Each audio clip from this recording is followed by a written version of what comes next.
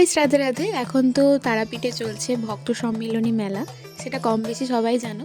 তো আজ সেখানেই যাওয়ার উদ্দেশ্যে আমরা বেরিয়েছি বাড়ির সকলে মিলে। 111তম ভক্ত সম্মিলনী 2025-এর একদম শেষে এসে মেলাটা হচ্ছে।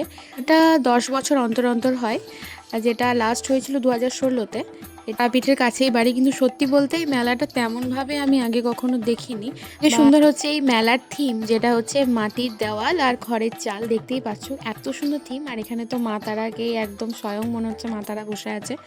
এত সুন্দর চারিদিকটা, এত ফুল, এত মানুষের সমাগম। ভিতরে যে রুমগুলো দেখতে পাচ্ছ, এখানে সমস্ত দেশ বিদেশে যে মহারাজজিরা আসছেন তাদের থাকার সুব্যবস্থা করা হয়েছে। ভিতরে শৌচালয় আছে, তাদের মানে কোনো রকম যাতে ত্রুটি না হয় সমস্ত রকমের ব্যবস্থা করা হয়েছে। এখানেই শেষ নয়, যারা ভক্তরা আছে, যারা অনেক দূর থেকে এসেছে নিজেদের লাগেজ নিয়ে, তাদের থাকার জন্য বিরাট প্যান্ডেল করা হয়েছে, থাকার ব্যবস্থা করা হয়েছে। বিরাট বড় বড় উনান, যেখানে রান্না হচ্ছে হাজার হাজার মানুষের জন্য, ভক্তদের জন্য, যাতে তাদের যেন কোনো রকম কোনো অসুবিধা না হয়।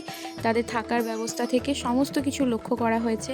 এমনকি সমস্ত কিছু চিকিৎসার ব্যবস্থা করা হয়েছে, অ্যাম্বুলেন্স রাখা হয়েছে। দৃশ্য কার না দেখতে ভালো লাগে। আর এখানে আসছে মহারাজজি, মানে যার উদ্দেশ্যে এত কিছু, এত সমাগম। শুধু দেখো, মনে হচ্ছে মিনি কুম্ভ মেলা এসেছি। এত ভিড় মানুষের, এত সমাগম, এত ভক্তি, সত্যি ভালো লাগছিল। আর এখানে এই যে মহারাজজির আগমন হচ্ছে, দেখতেই পাচ্ছ রথের উপরে হয়েছে পথযাত্রা, সেখানে নানান রকম মানুষের থিম করা হয়েছে। আর চারিদিকে এত ফুলের, মনে হচ্ছে বৃষ্টি হচ্ছে।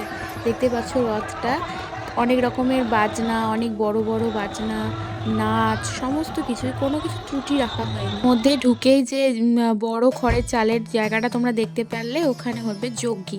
মানে গেছিলাম তাই বাড়ির সকলে মিলে, আর মহারাজজিদের আশীর্বাদ নিয়েছি। আর সেখান থেকে পেয়েছি ছোট ছোট চকলেট, যেগুলো তাদের প্রসাদ হিসেবে আমরা গ্রহণ করেছি। দেখে নিয়েছি, তোমরা চলে এসো তাড়াতাড়ি, আর তোমরাও দেখে নাও। ঠান্ডার মধ্যে সব সুন্দর চা দিয়ে শেষ করা হোক। টাটা।